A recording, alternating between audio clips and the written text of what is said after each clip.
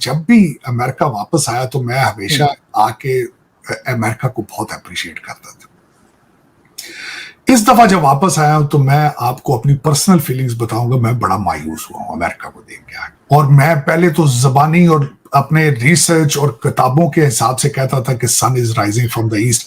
अब मैं ये कह सकता हूं कि सन इज राइजिंग फ्रॉम। आप क्या कहना चाहेंगे आज के दौर में, आपको क्या लगता है पाकिस्तान किस चीज से महफूज होगा या आगे बढ़ेगा, एटम बम से या एजुकेशन से?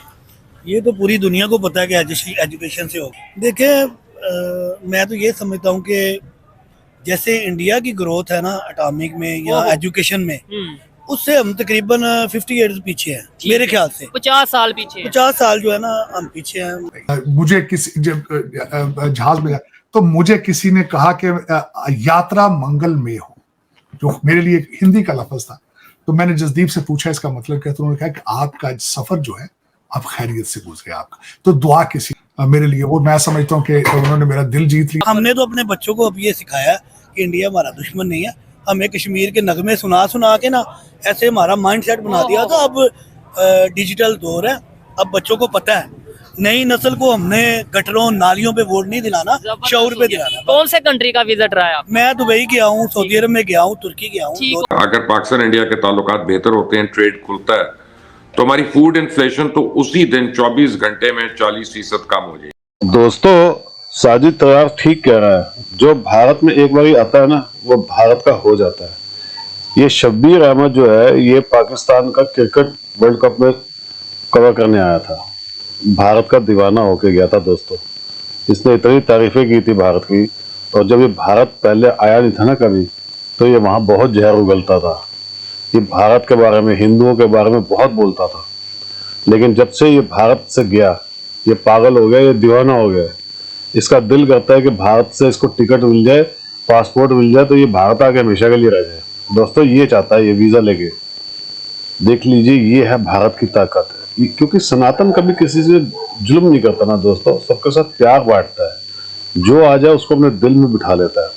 अतिथि देवो भव, ये हमारी संस्कृति है, इनकी नहीं है। इनका तो ये है कि अपने घर से सबको निकाल दो, मार डालो सबको। दोस्तों, आप कमेंट्स कीजिएगा, आपके क्या विचार है इस बारे में। वीडियो को लाइक और चैनल को सब्सक्राइब जरूर कीजिएगा। Thank you very much. Prime minister भी तो आगे हमारे यहाँ नए, और मोदी जी ने मुबारकबाद भी दे दी है। मुबारकबाद भी दी ना, क्या करना, क्या जरूरत अभी। मुबारकबाद भी दी है, लेकिन शिप भी पकड़ लिया उन्होंने। चाइना से जो शिप आ रहा था, मुंबई में पकड़ लिया उन्होंने कि भाईजान ये क्या इसमें लेके जा रहे हैं, आप थोड़ा दिखा जाए। लेकिन ये देखे ना, आप आईएमएफ से लेके फ्लैट लेना चाहते हैं लंदन में और टोरंटो में, और उन्होंने क्या बनाया ये भी बताना चाहता हूं। आज कलकत्ता में मोदी जी ने इफ्तिताह किया है अंडरग्राउंड मेट्रो का, कलकत्ता के अंदर। बिल्कुल। उसकी खास चीजें कुछ आपकी कौम को बताना चाहूंगा, जो कि मुझे गालियां सारा सुबह शाम देते हैं। कभी कहते हैं रा का एजेंट है, कभी कुछ कहते हैं, लेकिन ये खबरें हैं। ये खबरें गूगल करके देख लो, मैं खुद नहीं बना रहा हूं भाई। आप आईएमएफ से कर्जा लेना चाह रहे हैं, आप जिहाद करना चाह रहे हैं जाके गाजा के अंदर। टीटीपी को गले नहीं पड़ेंगे आप, वो अंदर घुस के मार रहे हैं, उसके पीछे नहीं जाएंगे आप। गाजा में जाके जिहाद करना चाहते हैं। जरा इस खबर को जरा आप खुद देख लें।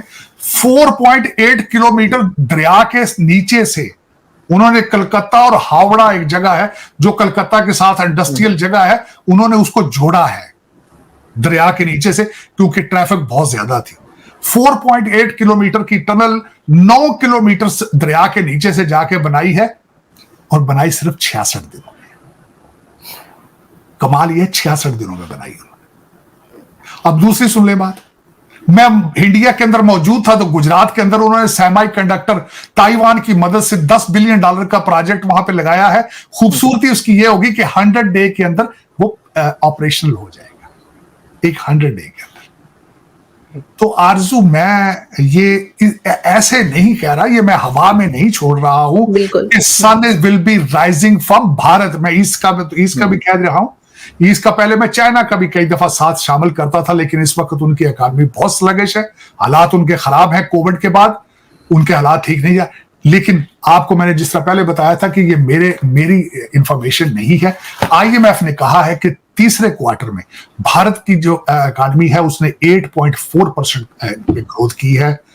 1,57,000 हिस्पैनिक जो है इस वक्त, उन्होंने मैनहट्टन को, टाइम स्क्वायर को यरगमाल बना रखा है। अमेरिका के खिलाफ कई ममालिक इस वक्त ट्रैवल एडवाइजरी दे रहे हैं अपने सिटीजन्स को कि प्लीज न्यूयॉर्क मत जाए, वहां पे वो टूरिस्टों को गोलियां मार रही है। ये हालात है। फिर तरक्की किस तरह करेंगे, किस तरह तरक्की करेंगे? और मैं अभी भारत से होके आया हूं, मैं आपको मैं हकीकत बताता हूं, मैं पहले भी कई दफा गया हूं, इस दफा भी गया हूं, मैंने कोई पुलिस का नाका कहीं नहीं देखा। 4 या 6 स्टेटों में मुख्तलिफ शहरों मैंने पुलिस को हरासा करते नहीं देखा किसी को। आप देख लें आपके अंदर क्या हालात है। आप जिस शहर में बैठी हैं, हर 5 माइल के बाद आपके गाड़ी का ट्रंक खोला जाता है, कहते हैं खोले आप कहां से कहां जा रहे हैं, जिस तरह वार जोन में घूम रहे हैं। तरक्की किस तरह हो? हमने तो अपने बच्चों को अब ये सिखाया कि इंडिया हमारा दुश्मन नहीं है। हमें कश्मीर के नगमे सुना सुना के ना ऐसे हमारा माइंड सेट बना दिया था। अब डिजिटल दौर है, अब बच्चों को पता है।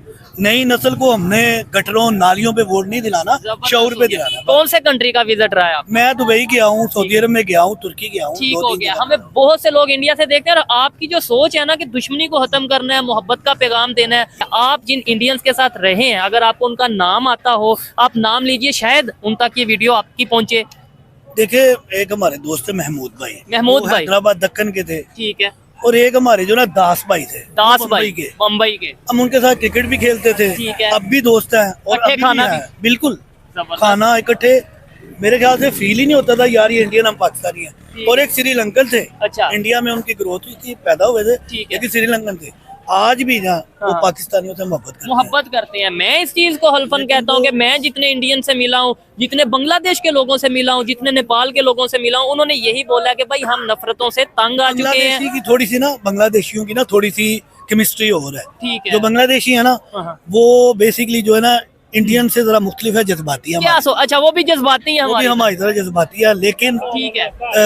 वहाँ पे थोड़ा सा एक उनका ना डिफरेंस है पाकिस्तानियों डिफरेंस से। है। मुझे वो बहुत मेहनती है, मेहनती है, इसमें कोई शक नहीं है। वो ये बहुत मेहनती है। भाई आप इनकी बात से एग्री करेंगे। उन्होंने बोला कि मैंने अपने बच्चों को ये सिखाना छोड़ दिया है कि इंडिया दुश्मन है, अपने बच्चों को ये सिखा रहा हूँ इंडिया दोस्त है। आपने यही बोला है? हाँ जी, यही बोला। ठीक है। ये बात अच्छी है, हमें सिखाना चाहिए। बहुत से लोग अब इस टाइम जो लेट मी कंप्लीट, अब इस टाइम जी। जो इंडिया की ब्यूरोक्रेसी है, गवर्नमेंट लेवल पे रिलेशन मेकअप नहीं अच्छा कर रही, ठीक है। तो आप कैसे उसको रिलेशनशिप में ले रहे हैं? ठीक है, आप इस पे क्या कहना चाहेंगे भाईजान, इन्होंने जो बात की है? मैं ना एक मिसाल देता हूँ भाई को। ठीक है, और मैं भी एक मिसाल दूंगा, मैं रावी छोटी वाली सी जो मिसाल दूंगा इनको। ठीक है। एक फौजी है, ठीक है। वो ना एक कॉल कर रहा है, प्रैंक कॉल है। हाँ। वो ना एक इंडियन को बुला रहा है, सर बॉर्डर पे खड़ा हूँ, एक बच्ची है, 2 बच्चे, एक माँ जा रही है, शूट कर दूं? वो कह रहा है कौन है भाई तू? इंडियन फौजी? इंडिया में ही। हाँ हाँ, ठीक वो है। इंडिया के बंदे।